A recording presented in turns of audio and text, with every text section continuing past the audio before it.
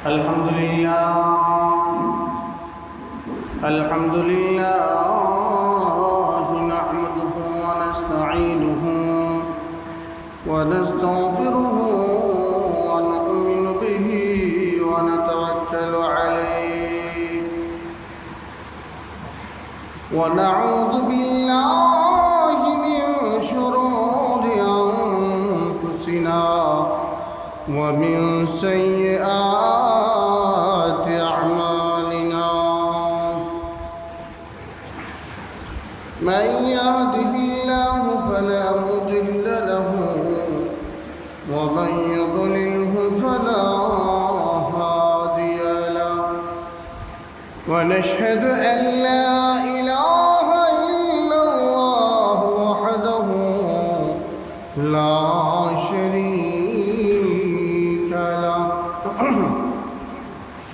ونشهد أن سيدنا وسندنا وحبيبنا ومولانا محمدا عبده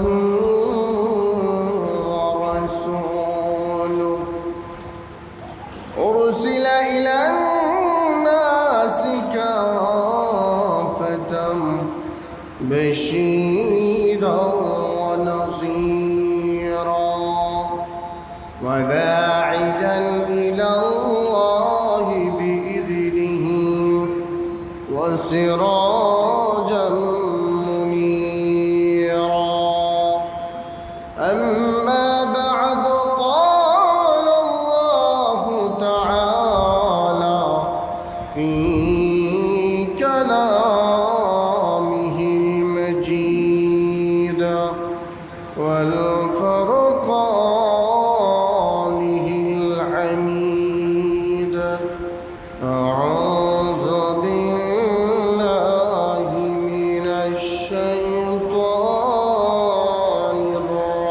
الرجيم بسم الله الرحمن الرحيم والفجر وليال عشر وقال رسول الله صلى الله عليه وسلم صيام يوم عرفة أحتسب على الله أن يكفر سنة التي قبله وسنة التي بعده أو كما قال عليه الصلاة والسلام কুরবানির কি গুরুত্ব কি ফজিলত পাশাপাশি কুরবানির যে মাস জিলহজ মাসের প্রথম 10 দিনের কি গুরুত্ব এই গুরুত্ব সম্পর্কে আল্লাহ পাক রব্বুল আলামিন কোরআন ও হাদিসের আলোকে আমাদের সকলকে কিছু আলোচনা শোনার তৌফিক দান করেছেন। এই জন্য মহব্বতের শুকরিয়া তার অন্তরটুকু উজাড় করে সকলে একবার জোরে সোরে বলি আলহামদুলিল্লাহ। খুব গুরুত্বের সাথে আলোচনা শুনবেন, ঘুমাইয়েন না। একটু ঘুম আসলেও চোখটা দিবেন হুজুর কি বলতেছে, কানটা দিবেন হুজুর কি বলতেছে দেখার শোনার। প্রিয় ভাইয়েরা আমার, এই মাসটি হলো জিলকদ মাস। জিলহজ মাসের আগের মাস জিলকদ মাস, যেই মাসের মধ্যে হাজী সাহেবরা হজ করার জন্য বিশ্বের বিভিন্ন প্রান্ত থেকে মক্কার দিকে ছুটে যান, মদিনার দিকে ছুটে যান। গত সপ্তাহ হজ সম্পর্কে আলোচনা করেছিলাম, তবে কুরবানি সম্পর্কে কিছু আলোচনা রয়ে গিয়েছিল। এই আলোচনা এই সপ্তাহের মধ্যে করার জন্য বলেছিলাম।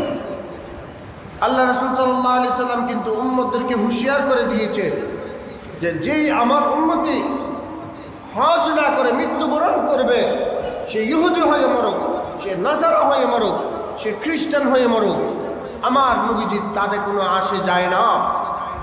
আজকে আমরা মনে করতেছি যদি সম্পদ জমাইয়া না দিয়া যাই, আমার নাতিপুতি কি খাইবে, আমার ছেলে মেয়ে কি খাইবে, আমার ছেলে মেয়ে থাকবে কোথায়, আমার নাই নাতকার থাকবে কোথায়, তাদের জন্য আমি সম্পদ হোটেল সম্পদ রেখে যাই।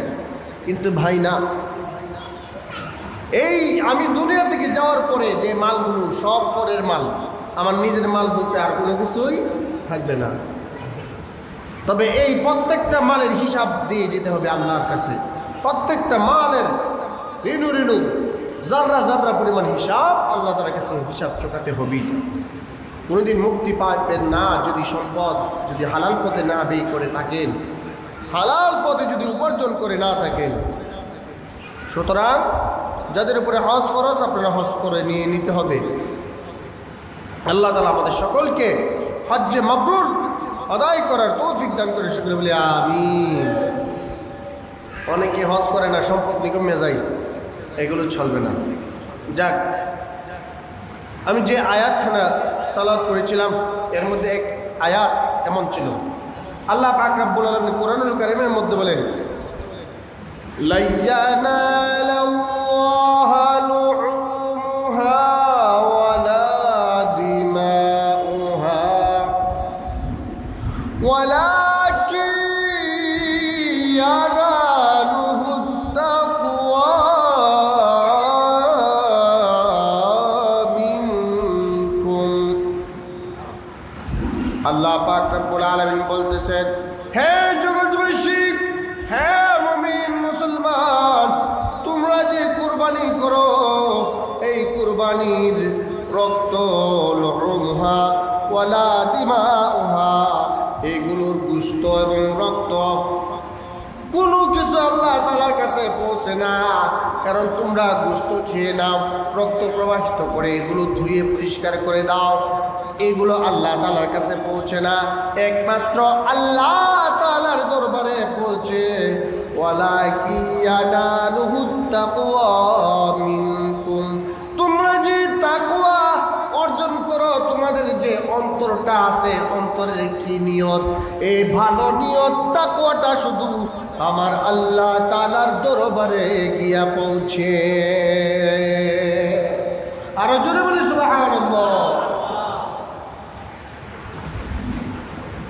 আল্লাহ তাআলা দেখেন না কার গরুটা কত টাকায় কেনা, কার গরুটা কত উঁচা, কার গরুটা কত দামি, এই সব কিছু দেখেন না। কুরবানি দিতে গেলে একটা শর্ত হলো নিয়ত এক নাম্বার খালেস থাকতে হবে। কুরবানি দেওয়ার জন্য নিয়তটা যদি খালেস না হয় তাহলে কিন্তু কুরবানি হবে না। আল্লাহ বলতেছেন যে তোমাদের গোশত রক্ত পশু কোনো কিছু গিয়ে পৌঁছে না, শুধুমাত্র তোমাদের তাকওয়াটা পৌঁছে। এই জন্য নিয়তটা খালেস রাখতে হবে। নিয়ত কেমন খালেস? যে আল্লাহ তাআলা কুরবানি করার জন্য আদেশ করেছেন, আল্লাহকে একমাত্র রাজি খুশি করার জন্য আমি কুরবানি করতেছি, গোশত খাওয়ার জন্য নয়। গোশত যতটুকুই হইল না হইলে নাই। এমনকি আপনি যদি কুরবানি করে কুরবানির পশুর গোশত না খান তাতেও কোনো আপনার জন্য পাপ হবে না, কিন্তু আপনাকে কুরবানি দেওয়ার জন্য নিয়তটা খালেস রাখতেই হবে। অনেক কি কোরবানি দিয়ে গোশতটা যেমন এই বছর কম হয়ে গেল নাকি, অন্যান্য বছর গোশতটা বেশি হয়েছিল, এই বছর গোশত যেমন এটা কম লাগেনি, এই নিয়ত থাকলে কুরবানি হবে না। এমনকি 7 জন শরীকের মধ্যে কোনো একজন শরীকদারের যদি মনের মধ্যে কোনো 19-20 থাকে, মনের মধ্যে যদি কোনো ধরনের একটা দ্বন্দ্ব থাকে যে জিনিসটা কুরবানি হইল, আমি টাকাটা দিলাম ঠিকই, কিন্তু এরা যে জিনিসটা কিনে আনছে আমার তো এই পছন্দ হয়েছে না, এটা যেমন গোশত কম, এটা যেমন দেখতে আমার কাছে রংটা পছন্দ হয়েছে না, এই ধরনের যদি কারো মনের মধ্যে কোনো খটকা থাকে তাহলে তার যেমন কুরবানি হবে না, এমন একজনেরও কুরবানি আদায় হবে না। এই জন্য কুরবানি করার ক্ষেত্রে যাদের সাথে শরীকদার খুব বাচ্চা চিন্না বুঝা শরীকদার বানাইবেন। আল্লাহ রাসূল বলেন, হ্যাঁ আমার উম্মতেরা সাহাবারা, তোমরা জেনে রাখো আল্লাহ পাক রব্বুল আলামিন তোমরা যখন কুরবানি করো, কুরবানি করার পরে কুরবানির পশুর শরীর থেকে যে রক্ত প্রবাহিত করো, কুরবানির পশুর রক্ত জমিনে পড়ার আগে আগে আল্লাহ পাক রব্বুল আলামিন তোমাদের খালেস নিয়তের কারণে তোমাদের এই কুরবানিকে আল্লাহ তাআলার দরবারে কবুল করে নিন।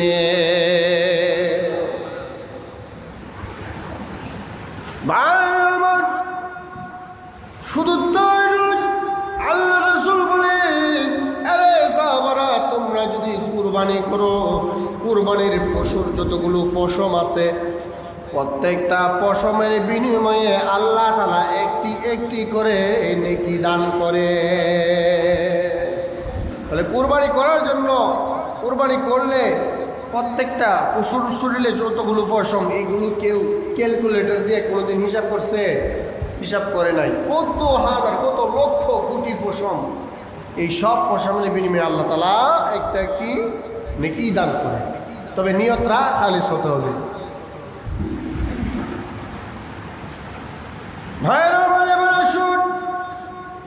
আল্লাহ রাসূল সাল্লাল্লাহু আলাইহি সাল্লাম বলেছে, আরে আমার উম্মতরা, তোমরা জিলহজ মাস যখন শুরু হইবে তখন থেকে যারা কুরবানি দাও, বিশেষ করে জিলহজ মাসের কুরবানির দিন, কুরবানি দেওয়ার আগ পর্যন্ত তোমরা যদি নখ এবং চুল, শরীরের অবাঞ্ছিত পশমগুলো যদি না কাটো, আল্লাহ পাক রব্বুল আলামিন এর বিনিময়ে তোমাদেরকে একটা কুরবানি করার সওয়াব আল্লাহ তাআলা দান করবেন। তাহলে আজকে হলো জিলকদ মাসের 24 তারিখ, ইংরেজি 23 তারিখ, আর জিলকদ মাসের 24 তারিখ 1446 হিজরি হিসাবে। সেই হিসেবে আগামী চাঁদ যদি উঠে, আগামী বৃহস্পতিবার জিলহজ মাস শুরু। জিলহজ মাসের চাঁদ উঠার সাথে সাথে যারা কোরবানি দিবে তারা নখ, মোষ, অবাঞ্ছিত পশম ইত্যাদি ফালানো নিষেধ না, কিন্তু না ফালাইলে সওয়াব আছে না নাই? আছে না নাই? আছে। তবে যারা কুরবানি দিবে তারা ছাড়াও যারা কুরবানি দিবে না, তারাও যদি কি করে, এরকম চাঁদ ওঠার সাথে সাথে নখ, অবাঞ্ছিত পশম, মোষ ইত্যাদি না কাটে, তাহলেও তারাও কি করবে? সমান, তাহলে সওয়াবের ভাগীদার হয়ে যাবে। সেটা বলি সুবহানাল্লাহ। এখন আসুন, নখ, চুল ইত্যাদি কাটলে তো, না কাটলে তো গুনাহ নাই, অন্তত সওয়াব আছে। দাড়িটা কাটলে মনে হয় কোনো অসুবিধা হইতো না, নাকি? দেন অসুবিধা আসেনি? অবশ্যই আসে। জিলহজ মাসের মধ্যে দাড়ি যেরকম ভাবে কাটা হারাম, অন্যান্য মাসের মধ্যে দাড়ি কাটা কি হারাম। তবে দাড়ি কতটুকু পরিমাণ রাখা ওয়াজিব। দাড়ি হলো এক মুষ্টি, হাতের মুঠ দিয়া এক মুষ্টি পরিমাণের পরে যে সমস্ত চুলগুলো থাকে, এই সমস্ত চুলগুলো আমি কাটতে পারবো। দাড়ির পরে এক মুষ্টির পরে যে চুলগুলো থাকবে, এগুলো কি করতে পারবো? আমরা কাটতে পারবো। চতুর্দিকে, এইদিকে অনেকে করে কি জানেননি, দোকানের মধ্যে গিয়ে দাড়িটার একটা সাইজ করে দাও, এই দিক দিয়া কিসি লাগাইয়া, তারপরে এই দিক দিয়েও কি করে এই দাড়িটা ছোটো ছোটো করে একেটাই না একটু বড় রাখে না। দাড়ির যেই অংশটুকু চুলের অংশ যেখানে শেষ, এখান থেকে বাকি যে অংশটা আছে এর ভিতরে এক মুষ্টির ভিতরে আমার কাটা আমার জন্য হারাম। তাহলে বোঝা গেল, জিলকদ মাস শুরু হওয়ার পর, জিলহজ মাস শুরু হওয়ার পরে চাঁদ ওঠার পর থেকে নিয়ে একেবারে কোরবানি করার আগ পর্যন্ত যদি আমি চুলগুলো না কাটি, নখ না ফেলি, অবাঞ্ছিত লোমগুলো পরিষ্কার না করি, তাহলে আমার জন্য অনেক সওয়াব আছে। তাহলে বুধবারের দিনের আগে, ওই বুধবার দিন বা তার আগে এই সব কিছু সাফ করে দিতে হবে। লক্ষ্য রাখতে হবে যাতে 40 দিনের বেশি না হয়। অবাঞ্ছিত ফসম যেগুলো আছে আমাদের, এই সমস্ত জিনিসগুলো যাতে 40 দিনের বেশি না হয়, তাহলে কিন্তু আবার গুনাহ হবে। মাসালাগুলো বললাম। তাহলে আমরা একটা জিনিস জেনে নিই। আল্লাহ তাআলা কুরআনুল কারীমের মধ্যে একটা আয়াতের মধ্যে বলছেন, সূরা ফাজরের মধ্যে, ওয়াল ফাজরি ওয়ালায়ালিন আশর। আল্লাহ পাশাপাশি আল্লাহ পাক রব্বুল আলামিন বলছেন ওয়ালায়ালিন আশর। মুফাসসিরিনে কেরাম সূরা ফজরের দ্বিতীয় আয়াতের দ্বারা তাফসীর করেছেন, ব্যাখ্যা করেছেন। এই আয়াত দ্বারা আল্লাহ পাক রব্বুল আলামিন জিলহজ মাসের যে 10টি রাত্র আছে, 10টি রাতের গুরুত্ব বোঝাতে গিয়ে আল্লাহ তাআলা এই 10 রাতের কসম পর্যন্ত খেয়েছে। আল্লাহ তাআলা কত গুরুত্ব বুঝাইছে যে এই রাত্রগুলোর কসম খেয়েছেন। এই রাতগুলো জিলহজের রাত যেমন, জিলহজ মাসের 10টা রাত যেমন ফজিলতপূর্ণ, 10টা দিন তেমন কি ফজিলতপূর্ণ। জিলহজ মাসের প্রথম 10 দিন ফজিলতপূর্ণ, রাতগুলো ফজিলতপূর্ণ। শুধু তাই নয়, আরাফার দিন 9 তারিখের দিন, বাংলাদেশের যে 9 তারিখ অর্থাৎ কুরবানির আগের দিন যেই ব্যক্তি রোজা রাখবে, আল্লাহ রাসূল হাদিস শরীফের মধ্যে তার ব্যাপারে সুসংবাদ দান করেছেন, সিয়ামু ইয়াউমি আরাফাতা আহতাসিবু আলাল্লাহি আইয়ুকাফিরা সানাতাল্লাতী ক্বাবলাহু ওয়া সানাতাল্লাতী বা'দা। যে ব্যক্তি আরাফার দিনে রোজা রাখবে, আল্লাহ পাক রব্বুল আলামিন ওই ব্যক্তিকে পিছনের 1 বছরের গুনাহ এবং সামনের 1 বছরের গুনাহ আল্লাহ পাক রব্বুল আলামিন ওই বান্দার আমলনামা থেকে মাফ করে দিয়ে দিবে। মনে রাখবেন, নফল রোজা হইলেও কিন্তু সওয়াব, অনেক সওয়াব। কিন্তু মা বোনরা যারা আছে তারা কিন্তু অনেকে রাখে, কিন্তু আমরা পুরুষরা তো রাখতে পারি না। আমাদের বদ অভ্যাস, সারাদিন মনে করেন ভাত না খাইলেও অসুবিধা নাই, পানি না খাইলেও অসুবিধা নাই, কিন্তু একটা জিনিস না টান দিলে বলে পেটের ভাত হজম হয় না, এই জিনিসটা না খাইয়া বলে পারে না।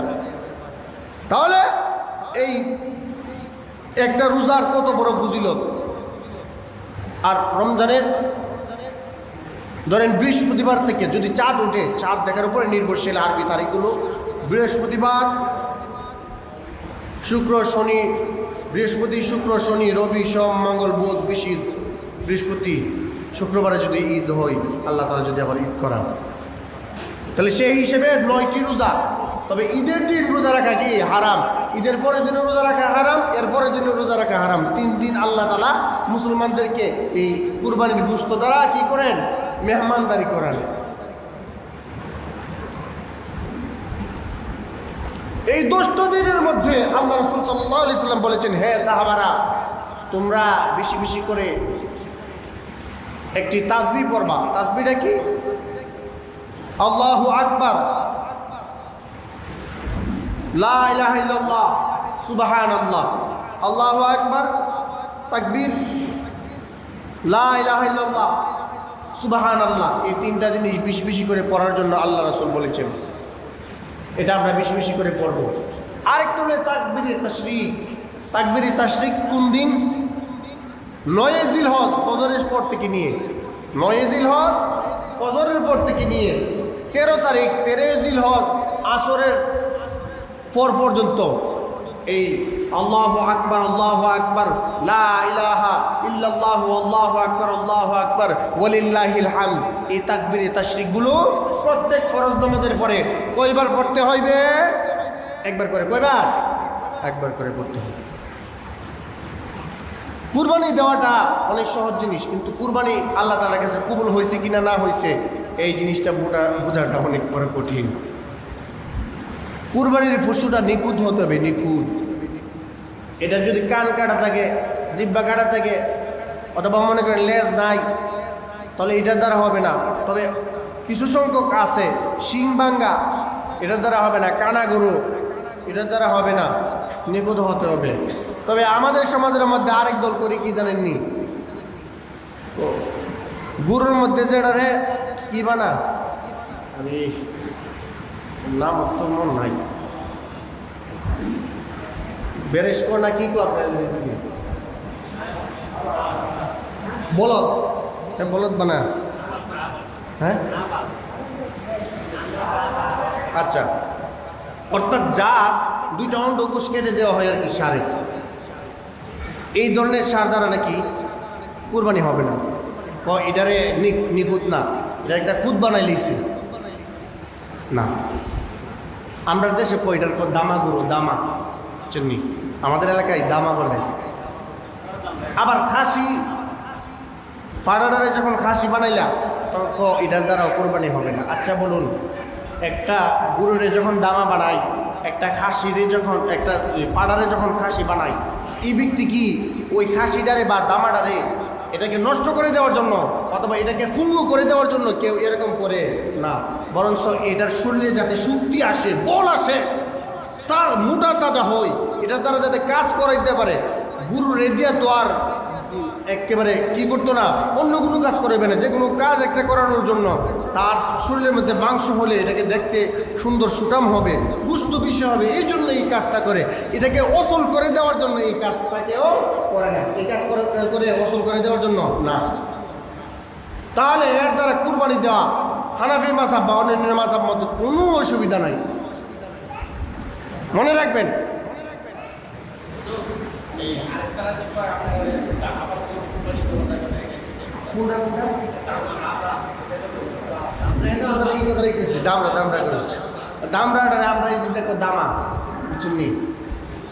এটার দ্বারা এটা দেওয়া যায় আছে, কোনো অসুবিধা নাই। এটা করে কোন উদ্দেশ্যে আমি বলি আপনাদেরকে, করে এটা মোটা তাজা হওয়ার জন্য, এটার যাতে শরীরের মধ্যে শক্তি বেশি থাকে, একটু সুস্থ সবল তাজা যাতে থাকে, এই জন্য এই কাজটা করে। এটাকে খুদ বানানোর জন্য নয়। অতএব এটার দ্বারা কোরবানি করা কোনো অসুবিধা না। পাশাপাশি আরেকটা জিনিস জেনে নিন, যেই সমস্ত প্রাণীগুলো খুরা ল্যাংড়া হয়ে হাঁটে, এটা তো অথবা অসুস্থ, এই পশুটা কেমন অসুস্থ বা কেমন খুরা হইলে এটা দ্বারা কোরবানি হবে না। অর্থাৎ এটা যদি ঘর থেকে নিয়ে কুরবানি যে জায়গা এটা জবাই করবো, এতটুকু জায়গা পর্যন্ত এটা নিজে নিজে হাইটে যেতে পারে, কোনো অসুবিধা না হয়, তাহলে এটার দ্বারা কোরবানি হয়ে যাবে। কুরবানি দেওয়ার জন্য সবচেয়ে উত্তম হইলে কোনটা জানেননি? কোন পশুটা? নিজের গোহালের মধ্যে যে পশুটা লালন পালন করেন, সবচেয়ে মহব্বত যে পশুটা মহব্বত করেন, নিজের হাতে এটাকে দোয়ান, নিজের হাতে এটাকে খোল বসে খাওয়ান, নিজের হাতে এটাকে ঘাস খাওয়ান, এমন একটা পশুর দ্বারা কোরবানি দিলে আপনার কোরবানিটা সবচেয়ে বেশি আল্লাহ তাআলার দরবারে কবুল হইবে। কারণ এটার আপনি জিনিসটারে মহব্বত করছেন বেশি। হযরত ইব্রাহিম আলাইহিস সালাম ওনার সন্তান হযরত ইসমাঈল আলাইহিস সালামকে সবচেয়ে বেশি মহব্বত করছে, সবচেয়ে বেশি মহব্বতের জিনিসটাকে উনি কোরবানি দেওয়ার জন্য আল্লাহ তাআলা নির্দেশ করেছে। এই জন্য আপনার গোহালের যে মহব্বতের জিনিসটা দিয়ে যদি আপনি কোরবানি দেন, তাহলে সবচেয়ে বেশি সওয়াব হবে, এটা আল্লাহ তাআলার দরবারে সবচেয়ে বেশি কবুল হইবে। কোরবানির জন্য খালেস একটা নিয়ত থাকতে হইবে। আরেকটা বিষয় আমাদের সমাজের মধ্যে মাসালা আছে, কুরবানির সাথে হুজুর আকিকা দিতে পারম কি না, এই প্রশ্ন অনেকে করে কি করে না, অনেকেই করে। দেখেন অনেকে বলে কি কুরবানি দিতে গেলে খাসি লাগবে, ছেলের জন্য দুইটা পাঠা বা দুইটা ছাগল আর মেয়ের জন্য একটা, এটা এই নিয়মে দিই।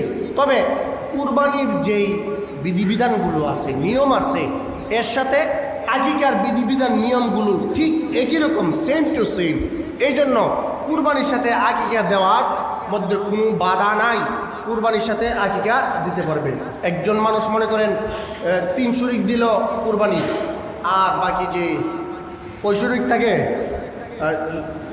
আর থেকে 60 শরিক, এই 60 শরিক যদি সে মনে করে আমার ছেলের আমার আকিকা বা যাদের আকিকা করি নাই তাদের নামে কি করে দিব, আকিকা করে দিয়ে দিব, তাহলে এটাও কি জায়েজ আছে? এটাও তাতে কোনো অসুবিধা নাই,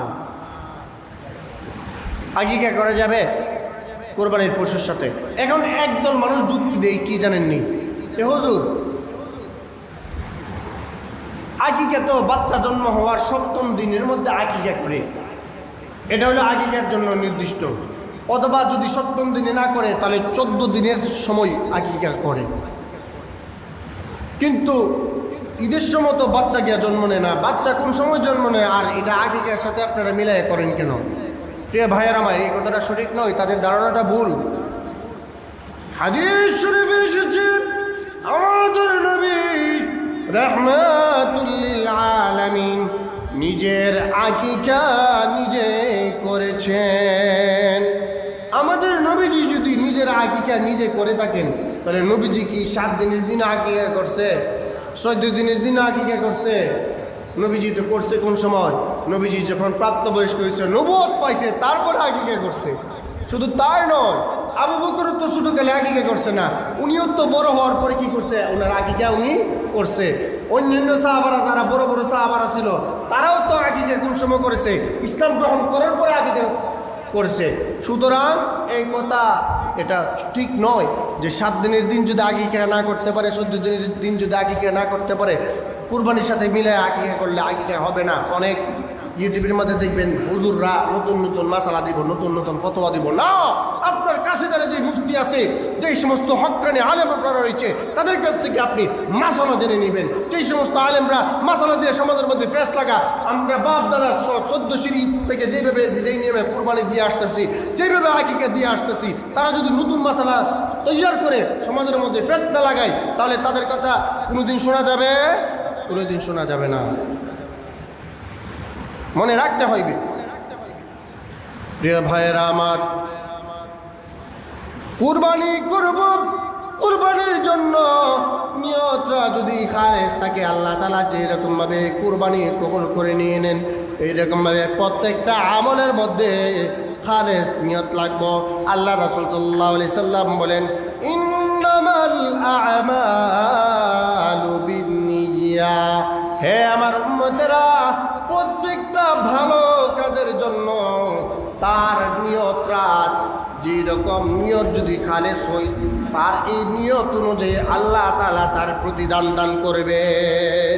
নিয়ত যদি গড়বড় হয়, তাহলে 1000 কোটি টাকাও যদি সে কি করে দান করে, আল্লাহ তাআলা দরবারে কবুল হইব? এক ব্যক্তি মনে করছেন 10টা গরু 5টা মহিষ আইনা বাড়ির মধ্যে মানুষ খাওয়ানোর জন্য, মানুষকে খাওয়ানোর জন্য কি করছে? জেফত করছে। জেফতের মধ্যে বেটার উদ্দেশ্য কি? মানুষকে খাওয়ান না, সামনে বছর নির্বাচনের দ্বারামো এই 3, 4, 5 এলাকা, 6 এলাকা, 7 এলাকার মানুষের দাওয়াত করছে। পুরা ইউনিয়ন, পুরা উপজেলার মানুষ বাছাই করে করে দাওয়াত করে লিছে, মাইক দিয়ে ডাক দিয়ে দাওয়াত করছে। এরপরে আবার হিন্দু মানুষেরও অনেক সময় দাওয়াত করে, কি ফাড়া হাসি জব কইরা তাদের জন্য আলাদাও কি করে এরকম খাবারের ব্যবস্থা করে। এই যে নির্বাচনে জেতার লাগি, কিছু বুট পাওয়ার লাগি যে নিয়ত কইরা কি করছে, এই এত বড় খানার আয়োজন করছে, এখানের মধ্যে তার নিয়ত সহি না থাকার কারণে তার সওয়াব পাহাড় পরিমাণ হইব। সওয়াব যদি ঠিক না থাকে, সে নিয়ত যদি ঠিক না থাকে, তাহলে তার সওয়াব হবে না। তবে হ্যাঁ, মানুষ আমার বুট দিলে দেখ বা না দিলে নাই, কিন্তু আমি নিয়ত খালেস করে মুর্দাগানের জন্য, অথবা আমার সিহতের জন্য, আমার ছেলেমেয়ের সুস্থতার জন্য, আমার মা বাবার সুস্থতার জন্য, তাদের জন্য আমি খানার ইন্তজাম করেছি। এতে আমার কেউ বুট দিলে দোক, না দিলে নাই, তাহলে সব আছে। নিয়তটা আগে কি থাকতে হবে? ঠিক থাকতে হবে। এই কথাটা আমি বলছি। আমাদের সমাজের মধ্যে কিন্তু এরকম চলে ভাই, এরকমটা চলে। প্রিয় ভাইয়েরা আমার, আল্লাহ রাসূল সাল্লাল্লাহু আলাইহি সাল্লাম মদিনা যখন গেলেন, মদিনায় যাওয়ার পরে আল্লাহ রাসূল সাল্লাল্লাহু আলাইহি সাল্লাম দেখেন মানুষ তখন মদিনার মধ্যে উৎসব পালন করে। নবীজি বললেন, হ্যাঁ আমার উম্মতেরা, তোমরা মদিনার মধ্যে কি উৎসব পালন করো? তারা বলল, আমরা বাপ দাদার থেকে একটা উৎসব পাইয়া আসছি, এই জন্য বিভিন্ন কয়েক মাসের মধ্যে কয়েকটা উৎসব পালন করি। দেখবেন আমাদের দেশের মধ্যে তো 12 মাসে 13টা উৎসব আছে না নাই?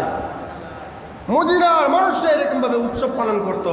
আল্লাহ রাসূল সাল্লাল্লাহু আলাইহি সাল্লাম বলেছেন, হে আমার উম্মতেরা, আমি তোমাদের জন্য 2টা উৎসব দিয়ে দিলাম।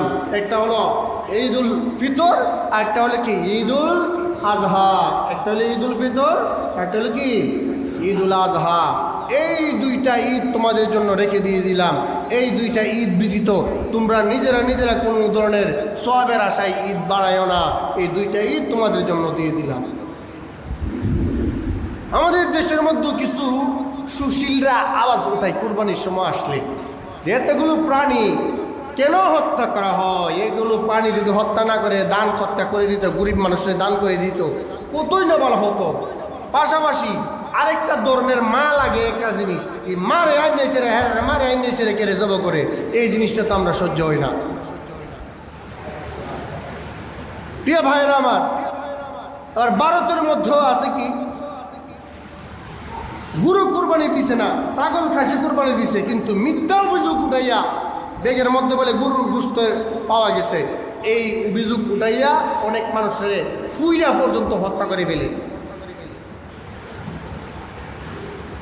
আপনারা যদি যাচাই করেন, বিশ্বের মধ্যে গরুর গোশত রপ্তানি বা মাংস রপ্তানির মধ্যে ভারত হলো দ্বিতীয়।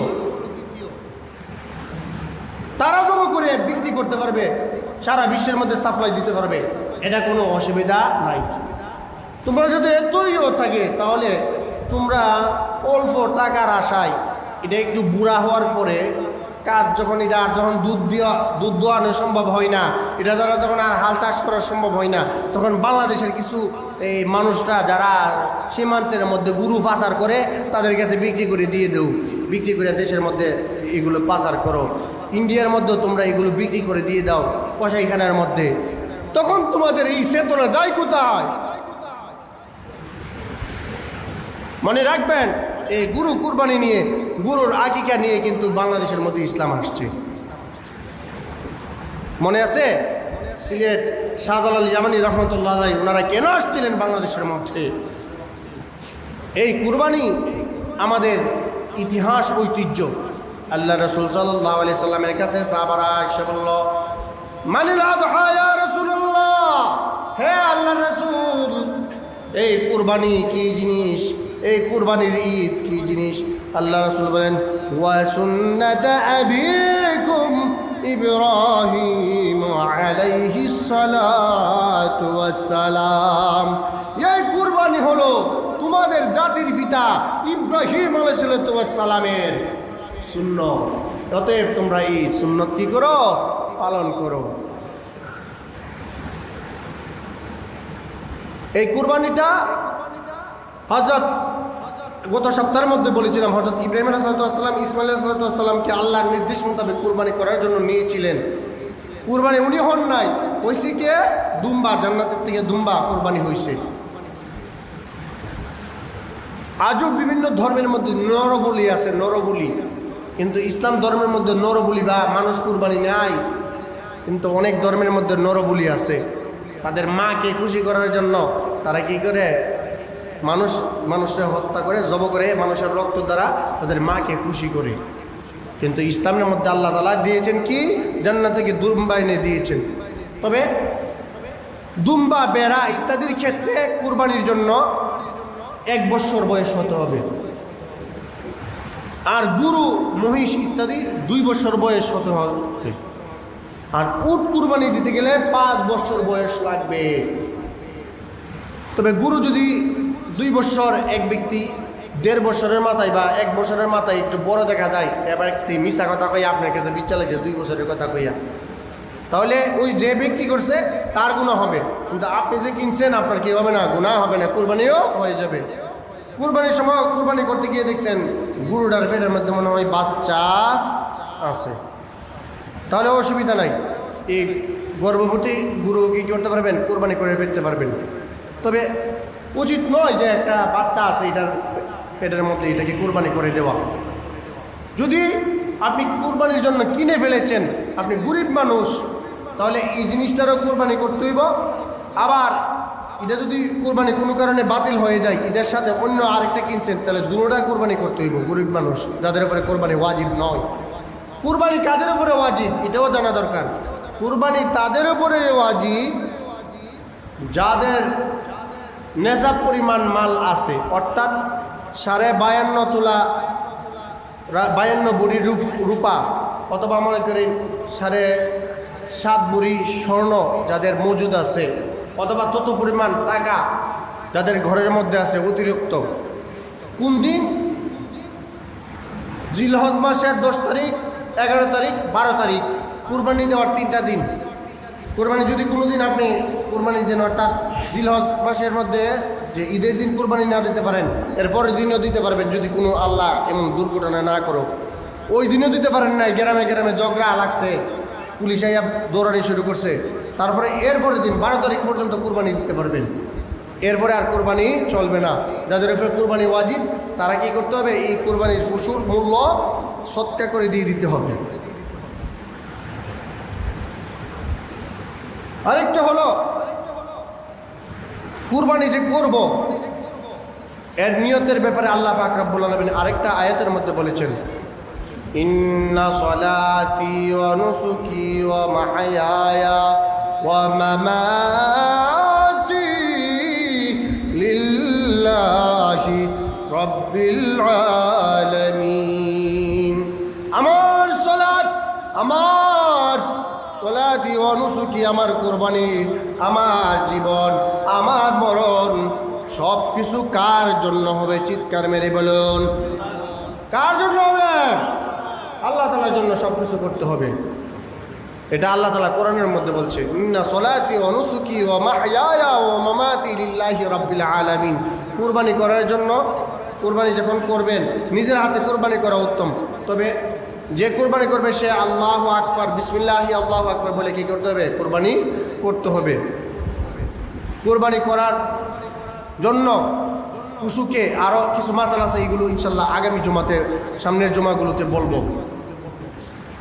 শেষ যে কথাটা বলতে চাই, আমাদের ভাই বোনরা, ফিলিস্তিনের ভাই বোনরা, অসহায় ভাই বোন, তাদেরকে নির্বিচারে হত্যা করা হচ্ছে। 48 ঘন্টা টাইম দেওয়া হয়েছিল, এর মধ্যে 24 ঘন্টা চলে গেছে, কোনো খাবার দাবার প্রবেশ করতে দেওয়া হয়নি। 4 থেকে 500 শিশু অনাহারে মারা যাচ্ছে। আর যদি বাকি 24 ঘন্টার মধ্যে খাবার, পানি, চিকিৎসা সরঞ্জামাদি ইত্যাদি যদি প্রবেশ করতে না দেওয়া হয়, তাহলে 4 থেকে 5,000 শিশু মারা যাবে। এরপর যদি খাবার না দেওয়া হয়, অন্যান্য মানুষগুলোকেও মারা যাবে। আমরা মুসলমানরা কতটা নির্লজ্জ জাতি! আমাদের চোখের সামনে আমাদের ভাই বোনরা, আমাদের সন্তানরা, আমাদের ছোট ছোট বেগুনা মাসুম বাচ্চারা, তারা দুঃখে দুঃখে মারা যাচ্ছে, কিন্তু আমরা এইসবগুলো চেয়ে চেয়ে দেখতে হচ্ছে। অথচ আমাদের নাকি মানবাধিকার সংস্থা আছে, আমাদের নাকি জাতিসংঘ আছে, আমাদের মানবতা কোনো সংগঠন নাই, আমাদের মুসলিমদের কোনো ইউনিসেফ নাই। আমাদের জন্য, আমাদের মুসলিমদের স্বাধীনতা নেই। আমরা এই কালিমা গ্রহণ করেছি, আমাদের স্বাধীনতা আমাদেরকে রক্ষা করতে হবে। আল্লাহ পাক রব্বুল আলামিন এই বয়ানগুলোর উপরে সকলকে আমল করার তৌফিক দান করুন। এরপরে যদি কুরবানি সম্পর্কে খুঁটিনাটি কোনো মাসলা জানার দরকার হয়, আপনারা আলেমদের কাছ থেকে কী করবেন? জেনে নেবেন। অনেকে করে কি, ইউটিউবে চার্জ দিয়ে, গুগলে চার্জ দিয়ে মাসালা জানতে চান। গুগলের মধ্যে বিভিন্ন ধরনের মতামত আছে। একটা মাসালা আপনি জানতে গিয়ে সেটা পুরা কুরবানি দিবেন বাদ করিয়া। আল্লাহ তাআলা আমাদের সকলকে সহিভাবে কুরবানি দেওয়ার তৌফিক দান করুন। সকলে বলে আমিন। ওয়া আখিরু দাওয়ানা আনিল হামদুলিল্লাহ।